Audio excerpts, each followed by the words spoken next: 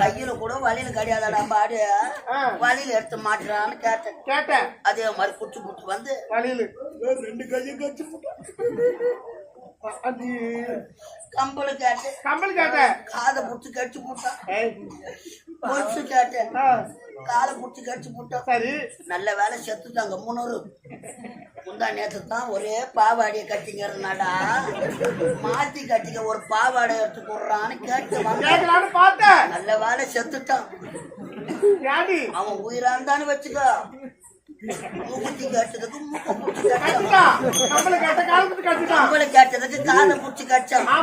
வழியில கேட்டதுக்கு கைய புடிச்சு கடிச்சான் நான் பாவாடை கேட்டு அவன் உயிரா இருந்தா அவன் எதை புடிச்சு கடிச்சிருப்பான்